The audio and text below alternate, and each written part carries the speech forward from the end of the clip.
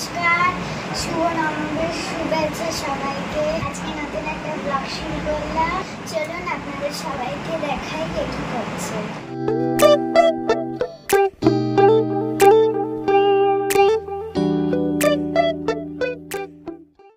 পাউরুটি, কলা, ডিম। দুদিন বাদে রোগা কাঞ্চন হয়ে যাবে। তোর লিভার আছে? হ্যাঁ, এত বড় কাপের চা। দুধ চা না লেখা চা? দুধ চা। চা খা, আপত্তি নেই, লেখা চা খা। 24-25 বছর বয়স হোক, লিভারটা খুলে হাতে চলে আসে। মর্নিং এর টিফিন হচ্ছে ডিম সিদ্ধ, আর এদিকে দুপুরে রান্না যেটা কি মাছ রে? পাউরুটি, কলা। তুই বল। আমি জানি না কি মাছ। আর এদিকে দেশি মুরগি চলে এসেছে।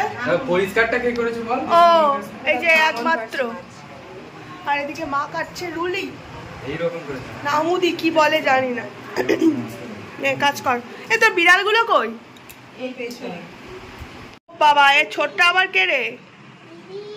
যেহেতু আমি এখন উপরে এসেছি, এখানটায় কথা বলছে, তাই জন্য আমি অতটা ভিডিও করিনি।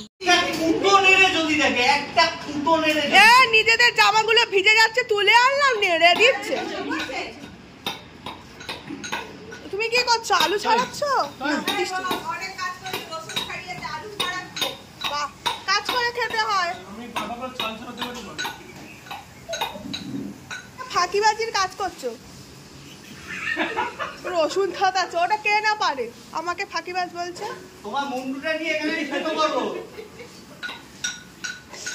শ্বশুর বাড়িতে কাজ করবো, বাপের বাড়ি কাজ করবো, মামার বাড়িতে আমাদের কোনো ছুটি নেই, তোমরা একটু করে খাওয়াও। বাচ্চাদের রান্না হচ্ছে।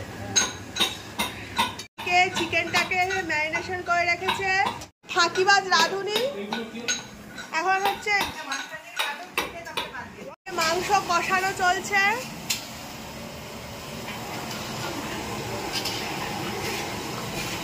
টেবিল থেকে উঠে আসো।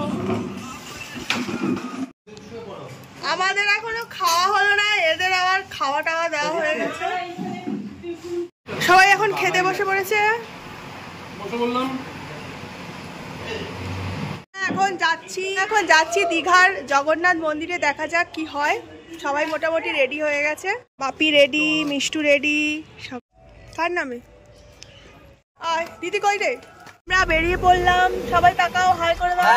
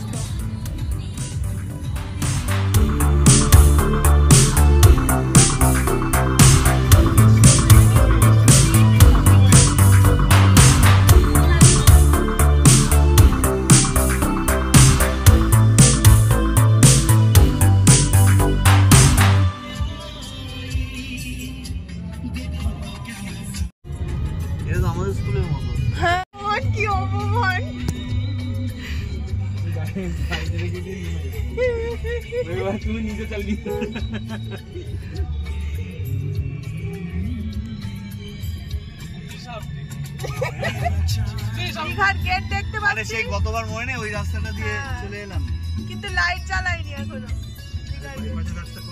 ভুলে গেছে লাইট। বাইপাসের রাস্তা দিয়ে আসা হয়েছে।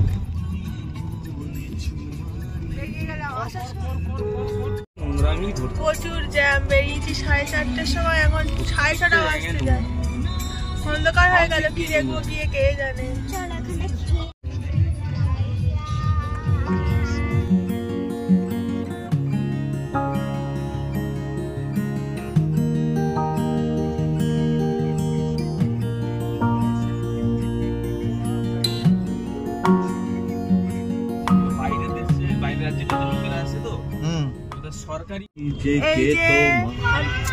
মন্দিরের কাছাকাছি চলে এসেছি, গাড়িটা শুধু পার্কিং করতে হবে। तो गाड़ी गेट नंबर 5 কি কেস হলো? না না এই যে এইখান থেকে শুরু হয়েছে, এখানে টিকিট কাটতে হবে। জগন্নাথ মন্দিরে আর যাওয়া হলো না, এখান থেকে লাইন শুরু, শুধু জুতো রাখার লাইন। জুতো রাখার থেকে এই যে লাইন শুরু, এই যে জুতো রেখেই লাইন। আমাদের আর মন্দিরে যাওয়া হলো না, গাড়িটা ঘুরিয়ে হচ্ছে আমরা বাড়ি দিকে চলে যাচ্ছি। আমরা ডিএম এর না আমরা ডিএম এর এনএম আমরা ডিএম এর রিলে। এটা 3 নম্বর গেট খোলা, এইটা এক্সিট গেট, এটা দিয়ে ঢুকতে দিচ্ছে না, এটা পুরোটা এক্সিট গেট, ওই জন্যই এত ফাঁকা। আবার 5 নম্বর গেট খোলা। যা, আর হ্যাঁ এখন দীঘার সমুদ্র সৈকতে যাবো, তাই দাঁড়িয়ে আছি, তাই তো? এই যে তাকাও, এই দেখো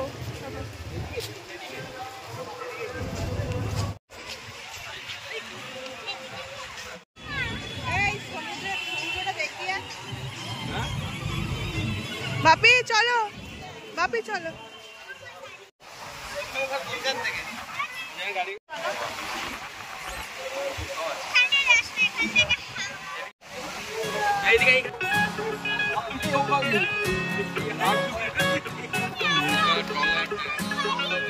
ওই দেখ এবার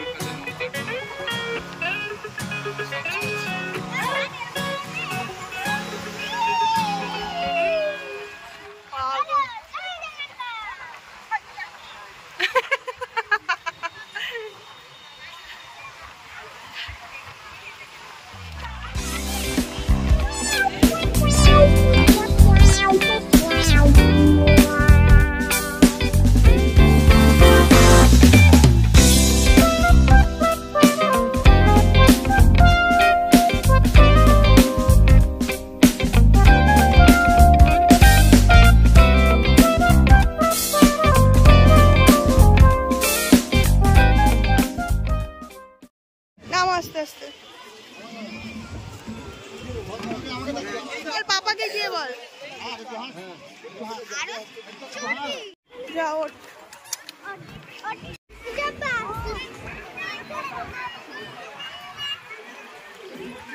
যা, দুজনে লম্বা হয়ে ওঠ।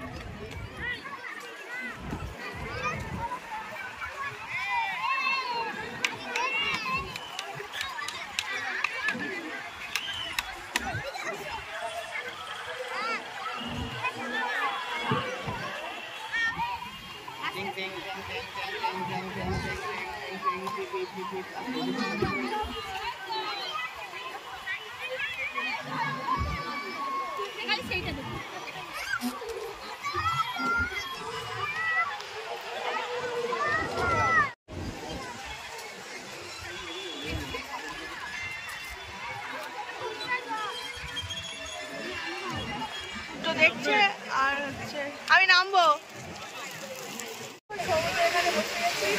তুমি চলে এসছো?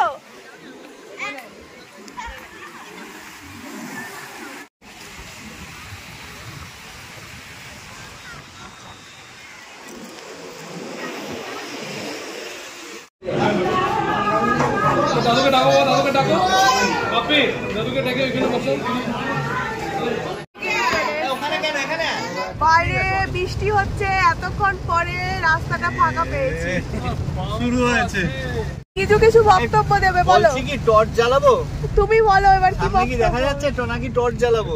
তুমি বলো সারা রাস্তাটার সারা অভিজ্ঞতা। রাস্তা মোটামুটি আমরা বেরিয়েছি, বেরোনোর মানে আর কি বলবো, কিছু বলার নেই। বেরোনোর কারোরই সেরকম একটা ইয়ে ছিল না, জোর করে নিয়ে বেরোলে যা হয় আর কি।